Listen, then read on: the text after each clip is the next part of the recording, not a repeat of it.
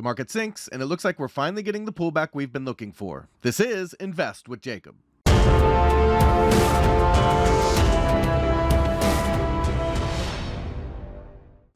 Okay guys, so in yesterday's video we talked about our primary path being a C wave down of a bigger wave A that should break Friday's low, and it looks like that's exactly what we got. The market sold off today, breaking Friday's low and giving us the start of the move down we've been looking for. Now the question is, can the bears follow through? I'll get into that in just 1 second, but first, if you're new here, welcome to the show guys. My name is Jacob Gabbard and this is Invest with Jacob, where we use Elliott Wave Theory to break down the SP 500 and the NASDAQ. I highly encourage you to hit that subscribe button down below so that you can get our daily S&P updates, our trade setups, and our buy alerts. All right, guys, with the move down, it does look like the bears have taken control and want to start this pullback. So let's jump into the chart and take a look. Okay, guys, so here we are on the 1 hour futures chart for the S&P 500. And if you've been following the videos, you know we've been looking for a pullback from up here.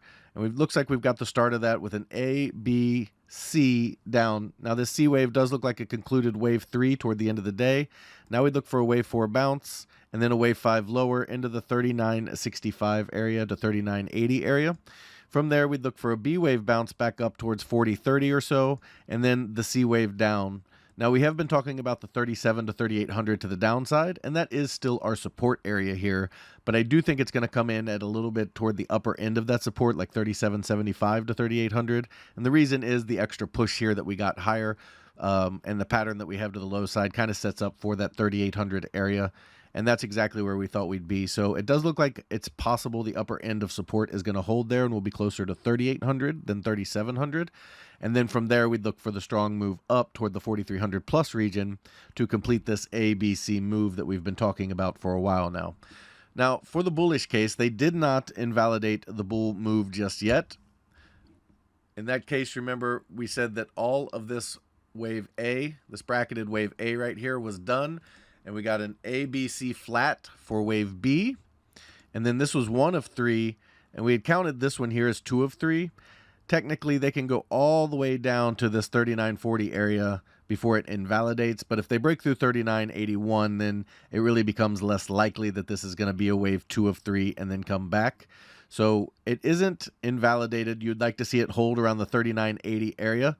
The thing the bulls do have going for them is this is an ABC move off the top, which you would expect here for a wave 2. The 764 does come in basically at the trend line as well as at the top of this support box that I had on here for a while. And you can see each time they come and back test this box, they've basically pushed back up out of it. So the bulls do have that going for them, where they could just be in a deeper wave 2 down towards 39.81.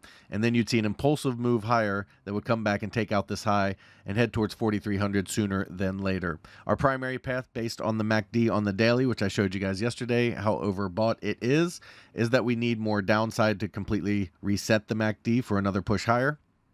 And because of that, it makes the primary count, the move towards 3,800, more likely than the direct move higher to 4,300. But we do need to keep this in the back of our minds. If they do get a strong bounce off that 39.80 area and it is impulsive instead of corrective, remember a B wave would be 1, 2, 3 and done, whereas an impulsive move would be a 5-wave move and a 1 of C, and it would be impulsive to give us the idea that we're heading higher towards 4,300 in a more direct fashion.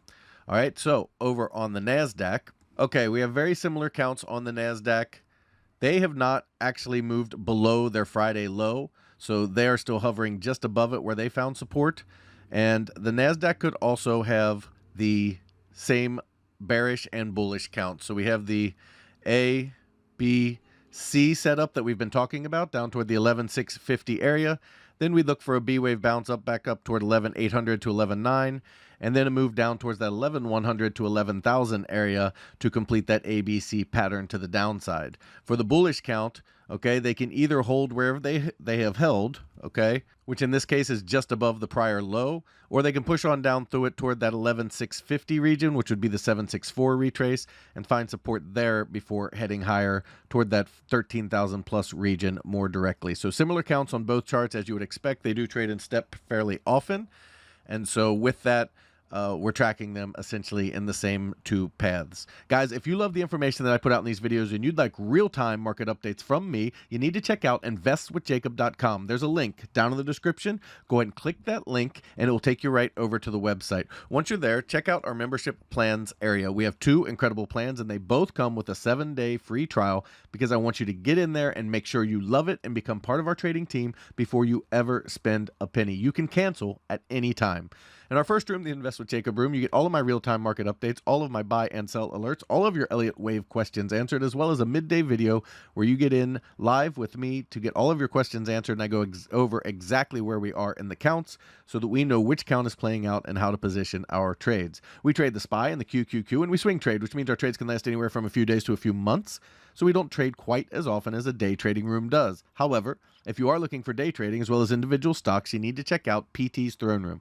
In there, you get everything you get in the Invest with Jacob room, as well as individual stocks, day trading, and PT's reduced risk binary method that absolutely crushes the market. He gets you in at a cheap price and gets you huge multiples on your money, and it's how he structures the trade that's so unique.